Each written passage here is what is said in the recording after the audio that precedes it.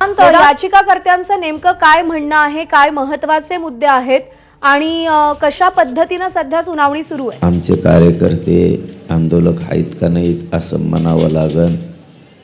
आणखीन आम्ही तसं म्हणलो नाही, पण सगळ्यांना हात जोडून विनंती आहे, CST असो किंवा कुठलाही परिसर असो, सगळ्या मराठा पौरांनी आंदोलकांनी शांततेत राहावं.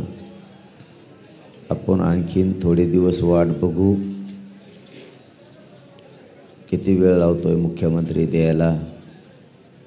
किती मराठ्याच्या पोराचं वाटोळं करायचं आहे, मराठ्याला का द्यायचं नाही?